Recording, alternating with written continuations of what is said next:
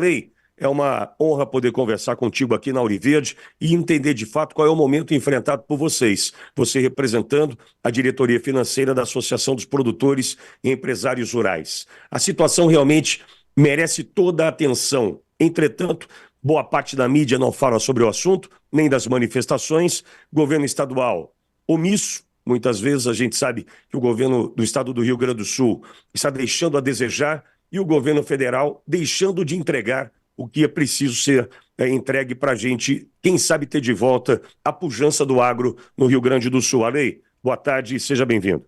Boa tarde, Pitoli, é um prazer aproveitar a oportunidade da tua audiência e a gente levar um pouco de informação aí para cima do Mampituba, né? Porque aqui no Rio Grande do Sul todo mundo sabe a situação que a gente está vivendo. E essa situação ela não está impactando só o agronegócio, a agropecuária gaúcha, ela já está repercutindo na economia como um todo. E como tu mesmo disse, essa sequência de omissão, né, ela vem de todos os entes governamentais, né? A gente tem a omissão do governo federal, tem do governo do estado e tem também do Congresso Nacional. Que na verdade são os responsáveis, né? São os que têm a responsabilidade constitucional de atender as demandas e os anseios da sociedade. Afinal de contas, foram para isso que eles foram eleitos. E assim como tu falou, né, Pitoli, que a mídia pouco fala, e o que a gente vê sendo falado é exatamente o que tu falou, né, que o Rio Grande do Sul tá devastado, está nessa situação caótica como resultado dos eventos climáticos que estamos enfrentando aí em sequência, né? 3 estiagens, uma grande enchente e mais uma estiagem. Sim, a gente traz a informação aqui que é complicado e contribui sim para o endividamento. Só que tem uma questão que a gente, como diretor financeiro, a gente tem que estudar e tem que levantar para se aprofundar e entender realmente quais são os causadores do endividamento da agropecuária, e não é só no Rio Grande do Sul isso, né? É a nível Brasil esse endividamento. Tem uma caixa preta, né, Pitoli, que ninguém quer abrir, né? Essa caixa preta chama-se sistema financeiro, né? Principalmente cooperativas de crédito.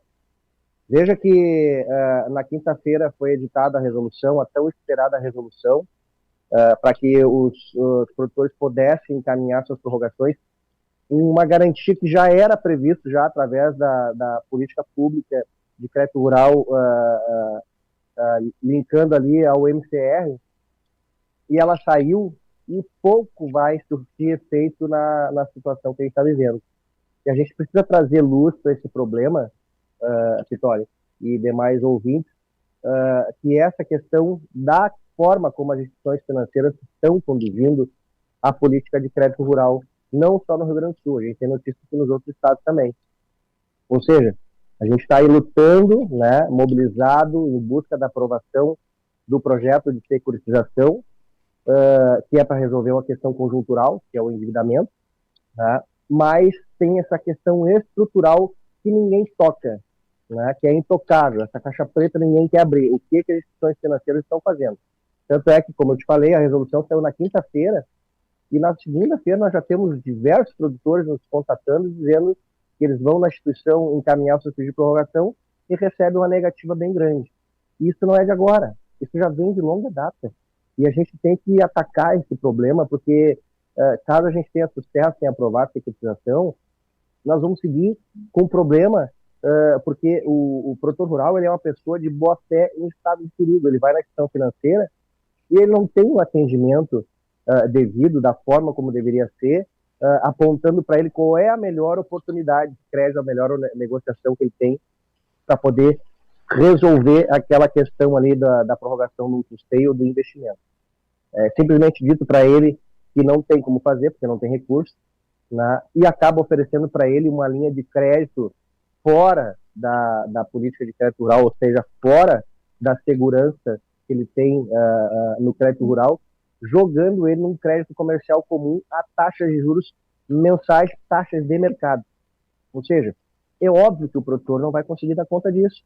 E muito desse endividamento que a gente está enfrentando aqui, repito, não é só aqui no Rio Grande do Sul. Isso acontece a nível Brasil. A gente identificou isso já há algum tempo, só que ninguém se manifesta em relação a isso. Parece que esse tema é intocável. Agora, sabe, a lei, o que me preocupa também diante desse cenário é porque nós precisávamos mobilizar a população que não está no campo, está na cidade, e que muitas vezes ainda não entendeu o efeito cascata disso tudo. A mídia tem papel fundamental nisso, entendo eu, né, para tentar então fazer esse despertar, mas a população de fato teria que abraçar essa causa, porque entendo que é uma causa de todos, né, lei? Sem dúvida, sem dúvida. Até as mobilizações, a gente conseguiu avançar significativamente nessa situação, né, Vitória? Porque elas estão sendo realizadas de uma forma que normalmente não é o tipo de mobilização que a gente acompanha. O pessoal entrega panfleto, né, orientando a população, aonde nesse panfleto está escrito por que estão ali mobilizados, né, o que precisam, né, o que estão pleiteando aquela mobilização e qual o resultado se aquilo ali, se essas demandas não forem atendidas. E a gente coloca isso, obviamente, vai atingir a população dos grandes centros em cheio, como já está atingindo. A gente já está vendo reflexo a redução da arrecadação nos municípios, que aqui tu falou ali que o Rio Grande do Sul, o PIB, o agro é responsável por 40%, ele está na ordem de 48% já. Né? Então é quase a metade do PIB do Rio Grande do Sul é oriundo do setor primário. E a gente tem que olhar isso com muita atenção e a gente está vendo uma falta de ação daqueles que são responsáveis, e quando a gente diz responsáveis, não tem só um ente responsável, a gente tem o governo federal, né, a instituição Presidência da República e Congresso Nacional. Esses são os responsáveis por resolver essa questão, só que fica um empurrando para o outro, né, e entre o Mário Rochedo, nós somos o Marisco, nós estamos ali, né, com toda essa dificuldade. Porque essa informação que não tem recurso, não está no orçamento, sim, isso é uma informação técnica. Né? A informação técnica a gente sabe. Só que a situação do estado do Rio Grande do Sul ela é uma situação completamente à parte, né, de tudo que está acontecendo. A gente estamos vivendo o pós-catástrofe, que na verdade atingiu dos 497 municípios, 478, ou seja, 95% a gente teve cidades que foram varridas do mapa, que estão tendo de ser construídas do zero. E aí não tem como fazer isso se tu não olhar de uma forma direta e tomar medidas que realmente vêm para resolver, porque essa resolução que vem na quinta-feira, por exemplo, a gente já tinha, como eu falei, a gente já tinha um direito assegurado dessa prorrogação com base no Manual de Crédito Rural. Só que, infelizmente, não vem sendo cumprido pelas instituições financeiras. E até meio pesado, mas eu sou capaz de dizer que isso é um crime. É um crime que está sendo feito, porque já está previsto, ou seja, os produtores, a gente está orientando desde o início de janeiro, a associação está orientando os produtores para que façam o seu pedido de prorrogação e protocolem nas instituições financeiras, e o que eles recebem é, na maioria das vezes, uma negativa. Muitas vezes, nem protocolo o pedido, que isso é um absurdo. Ou seja, como é que a instituição financeira não vai receber uma documentação de um correntista ou de um associado? Ela tem que obrigatoriamente receber, protocolar, ela pode até negar depois, né, com base nessa informação falha que eles dão, que não tem recurso. Né? Marley, então é uma tentativa então de iludir a sociedade isso, porque eu dou uma notícia de que algo avançou, entretanto eu não tenho acesso, como por exemplo agora esse financiamento, né, onde o trabalhador usa o recurso do seu próprio FGTS e paga Sim. juros de banco, é mais ou menos uma ilusão que se cria, né?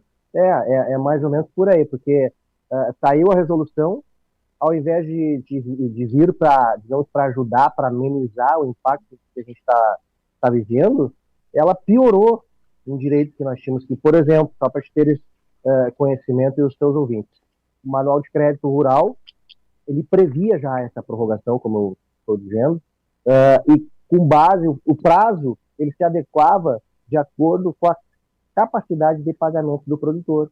Agora ele vem reduzindo e definindo que o prazo máximo é 3 anos. Ou seja, aí já vem a primeira paulada, né? E depois também determinou ali que o produtor rural tem que encaminhar o pedido antes do vencimento. E aí ela saiu no dia 29, nós tínhamos vencimento no dia 30, ou seja, um dia depois, tá? e a gente não sabe, né, qual é o entendimento, né, se essa resolução pega os valores para trás, se não pega, entendeu? É uma insegurança total. O que a gente está acompanhando que as instituições financeiras estão negando, né? E isso a gente tem orientado o produtor rural para que busque orientação jurídica, né, para fazer valer o seu direito, porque é um direito do produtor. A gente tem lá a súmula 298 do STJ, que ela é muito clara, muito clara. Ela diz que o alongamento da dívida, a prorrogação da dívida com base no MCR, é um direito do produtor, não é uma faculdade da instituição financeira. Só que o que acontece também, né, Vitória? O produtor rural, ele se sente intimidado, se sente ameaçado, com receio de pegar e trancar o pé com o banco, porque ele ouve muitas vezes, se tu prorrogar, tu não tem mais crédito aqui. E aí tu vai no interior do estado aí, onde tem uma ou duas instituições financeiras, ou seja, se tu tranca o pé, aciona judicialmente uma instituição, a outra vai ficar sabendo. E aí ele fica naquela situação. E agora, o que eu faço? Aí o que ele faz? Ele busca alternativas totalmente equivocadas. Por exemplo, ele endivida um outro ente da família, né?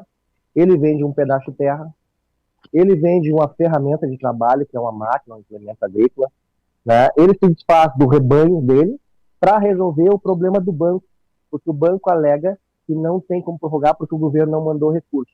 Só que o que o produtor e a população como um todo tem que entender?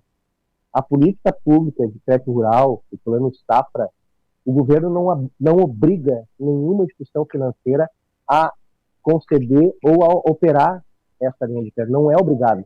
Eles se habilitam por conta, porque querem, porque sabem que no momento que eles concederem lá o crédito rural, eles vão ter um guarda-chuva, um portfólio de produtos lá que eles vão colocar junto lá na famigerada venda casada. Daí eles concedem o crédito rural, eles aí oferecem consórcio, oferecem uma capitalização, o produtor pega um crédito, um cartão de crédito, um limite de cheque especial elevado, que daí, por exemplo, se o produtor não tem, isso é outra situação que eu faço, se o produtor não tem recurso no dia do vencimento, eles vão lá e pegam o limite do cheque especial para liquidar uma parcela, ou seja, como é que o banco, como é que a instituição financeira vai pegar um limite de crédito que não é do produtor, né, para liquidar uma parcela de investimento ou custeio? Aquele recurso ali, ele está ali, né, disponível para o produtor, para ele utilizar, mas não pode ser utilizado dessa forma, e principalmente sem autorização. Daí ele entra ali, debita aquele valor, aquela parcela ali no cheque especial, por exemplo, e o cheque especial tu sabe a taxa de juros que está, né? Como é que o produtor vai pagar isso? É óbvio que não vai pagar.